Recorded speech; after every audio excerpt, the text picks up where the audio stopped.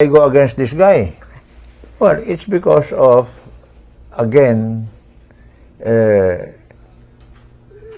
what is in the Constitution, 1935 during the time, 1987 now. Well, you obey the orders of your superiors, your commanding officer, if they are legal orders. Where I came from, I am a full-blooded second cousin of President Marcos. Yes, you And are. my mother was his favorite auntie outside of the direct family because my father and mother gave him safety and sanctuary right after the fall of Bataan and Corregidor, where he Yes. was a fighter. No? Yes, He was a yes. major, and there is something there about his being a war hero, although that was obscured or maybe spoiled But are by you all the other things afterwards. yes, but are you surprised that 30 years later, his son almost became vice president? 200,000. Well, he's contesting. No? Well, anyway. Sorry, I ran it. You say anyway, but first what you were saying. You must understand that even with that close relationship and association during the war, because she came with us to our barrio sanctuary in Pangasinan because he was wanted by the Japanese. Yes, So he hid with us for a while. We had evacuated also for safety because my father was very much in politics and in the guerrillas. Now, to make a long story short, with that background, why did I go against this guy? Well, it's because of, again, what is in the Constitution, 1935 during the time, 1987 now. Well, you obey the orders of your superiors, your commanding officer, if they are legal orders. But when it started to stray during the martial law years, you know, of what was the term, mining. Hey, you're nice. Mine ikaw, ah. Oh, ikaw, ah. Oh, you're all mine. Mining was the term, no? Of course, that went against my basic values. And so with so many others. And so we all agreed. We just have to stop this thing. Patay kung patay. Even at the sacrifice of life, family, future, fortune. Yes. It was not only me that was involved, but my own family, my extended family, they were also at risk. What is the legacy of Marcos now, in your mind, with history now, looking back? What was Marcos's legacy? The Marcos years were good until maybe the first 2 years of martial law.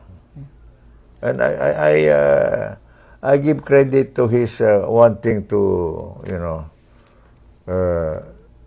eliminate or reduce crime at that time, patronage politics or cronyism, But he built his own. and he returned to.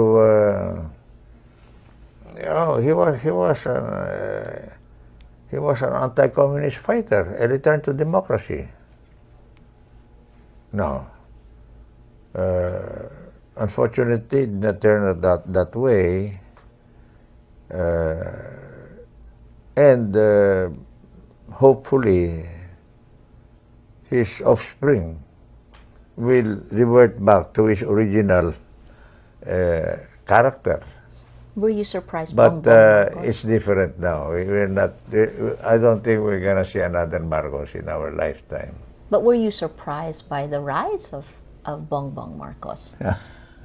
About Were you surprised by how well Bongbong Marcos did in the race for the vice presidency? in his own way, he's good. Yeah. Persuasive, convincing. I know him, and Yes. I'm nothing against him.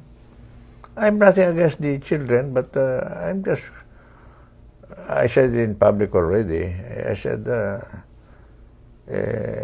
former First Lady must be the one to speak for the family now because she knows more than any of the children. To include, number one, Where is the rest of the hidden wealth? Number two, what happened in August 1983? Really, what happened? Yes. Because it was not Galman. And then, uh, come out with your life or family ambition so that you can deal with it nicely and you don't anymore involve innocent people. Who are the innocent people? The helicopter pilots that flew from Ilocos Norte to the Libingan. They were just brought into it because they were just junior officers. Oh, and then you must be thankful to me, even if I said, no, the agreement was bury in the municipal cemetery, that's the agreement. But at least, I brought him from Honolulu to Batak. Can you imagine your helicopters going to Honolulu and flying all that distance to pick him up? Why did I go against this guy? Well, it's because of, again, what is in the Constitution.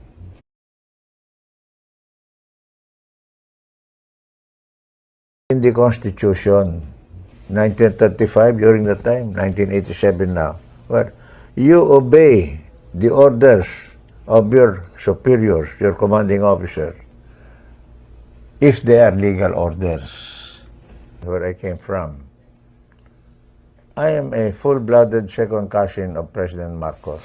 Yes, you And are. my mother was his favorite auntie outside of the direct family. Because my father and mother